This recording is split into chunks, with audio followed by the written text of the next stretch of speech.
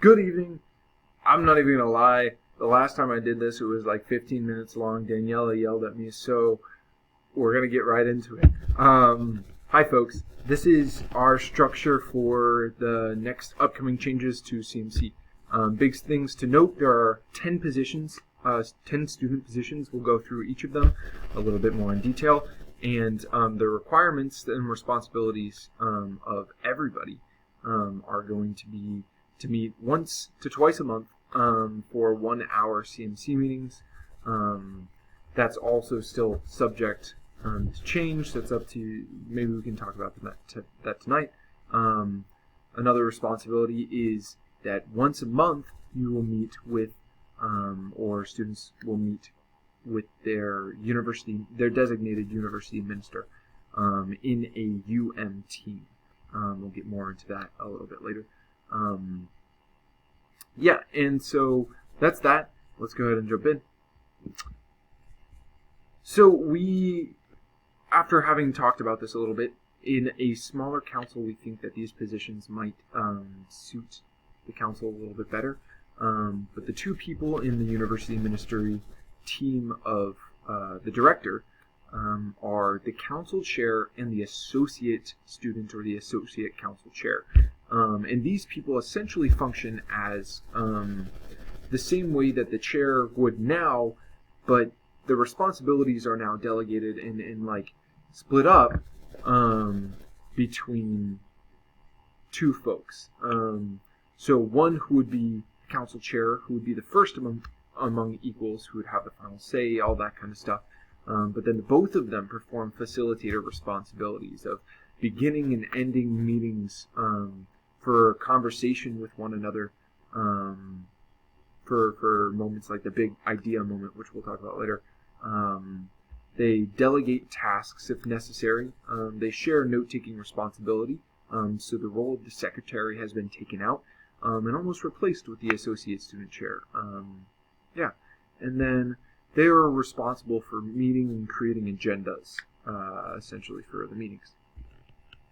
Together, they focus, and this is a big idea for our council in the future, is like community integration, and you'll see that throughout the positions, but that we are focused on making sure that our communities build into greater communities and have a greater impact in something greater. So maybe that's CMC into university ministry, into Marian University, into the greater Indianapolis area. So the council chair has the requirement that they must have served on the council for at least 1 year in any position, but they must serve at least 1 year before being chair. Their university ministry team that they would meet together once a month with is the associate student chair, the associate council chair, and the university ministry director. And that's the same for the associate student chair, who has these similar responsibilities. Essentially, like, they trade off. They work together and share the facilitating components of that role.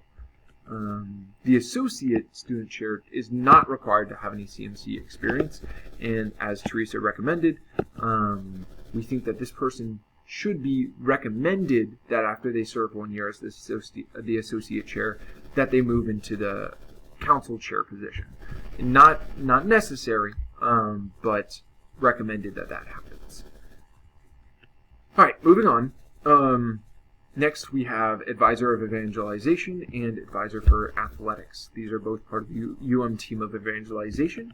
The former, advisor of evangelization,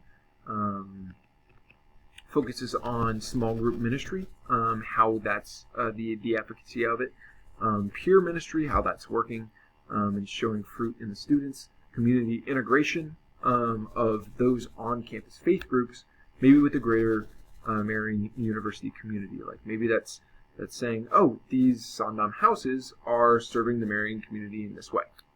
And then, because it's the UM for evangelization's role, these people would also share an aesthetic eye for university ministry, advertisements, and social media. Then the advisor for athletics would essentially do some very similar things, but for athletics.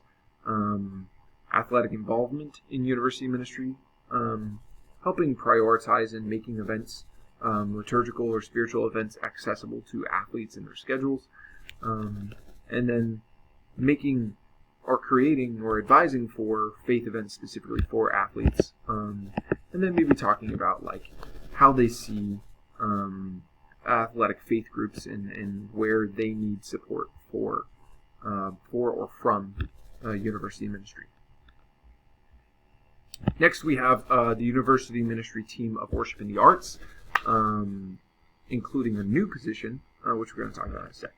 So, the Advisor of Worship, their primary responsibilities would be to advise the of Worship in the Arts on what liturgical traditions are practiced on campus. Maybe that's night prayer, maybe that's regular rosary hours that people are doing, or maybe that's people just want more adoration. They would advise on that.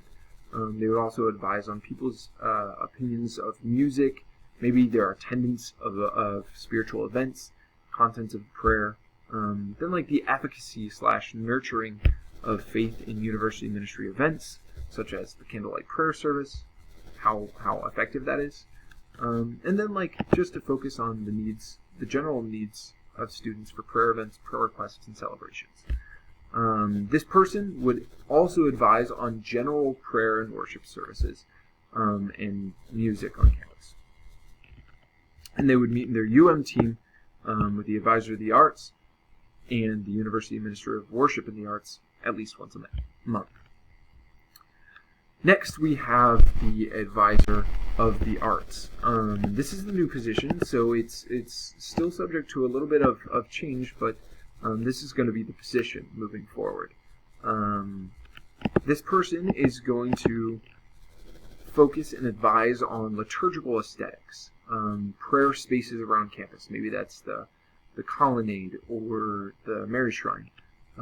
Various religious art projects that are going on around campus, and then maybe artistically oriented spiritual events, and advising how we can better serve that population in that. They would also advise on aesthetics or artistic scope of spiritual spaces on campus, and maybe the liturgical decorations in chapels, and say like, hey, we need more green up because it's ordinary time. And then, because they're a new position, they also might get tacked on a little bit extra. Maybe we can talk about that in our meeting. Moving on, next is the University Ministry Team of Service and Catholic Social Teaching. The Advisor of Students would be the first of these two, and they would focus on advising for student service opportunities, STAR, alternative break, various service events, and how the community integration, how like the Marian community is serving the greater community of Indianapolis. I think that's a really important part of this Advisor of Service, that they look at each of these individual spaces and says, oh, Marian University is serving our greater community. This person would also be responsible for providing insights on service opportunities offered on campus, and on maybe the collection of service data. So like how students are entering in that data for the service that they're doing, and whether or not that's a good process. And they would obviously, as all other teams, meet with their team once a month. Then we have the Advisor of Diversity. And this person would essentially follow these roles. The idea that they would advise on-campus diversity interactions with university ministry. Then like maybe the specific interrelationship of Catholic social teaching in groups on campus. Then maybe they would also help out with how service plays a role in major groups on campus, and then also including in reaching out to minority groups.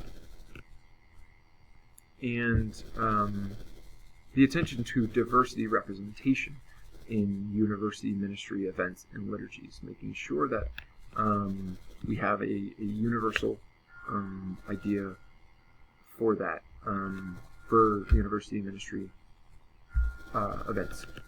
Then they would also pay special attention to service events offered by diversity groups on campus, and with that, work with the advisor of service.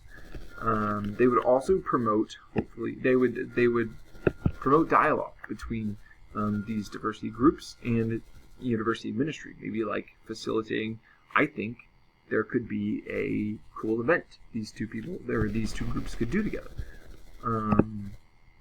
And again, with that focus on service and Catholic social teaching.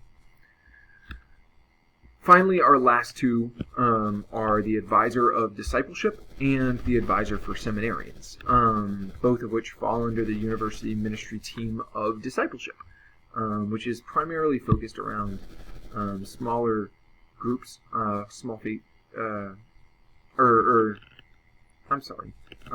which is primarily focused on providing RCIA retreats, spiritual direction, pilgrimages, stuff of that nature.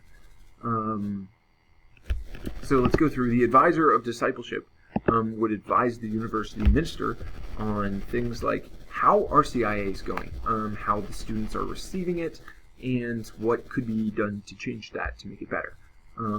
How major retreats are taken and being like, oh, this is a good retreat. And then maybe like what minor retreats might be helpful to the overall population of Marian University. Like we had an Into the Desert Lenten retreat last year. That was pretty cool. This person would also advise on like, I think overall from what I've heard, spiritual direction is going well. Or maybe it's not, and these are the things we could potentially change. And then also days of reflection and pilgrimages. Maybe they give a little bit more insight into that.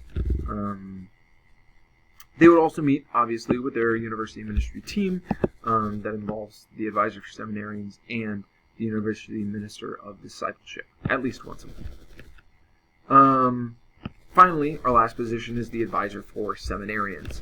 Primarily, this would be a seminarian, and they would advise the university minister of discipleship on things such as how the seminarians and the university ministry can be involved together. Maybe some of those elements of RCIA that students can get involved in teaching,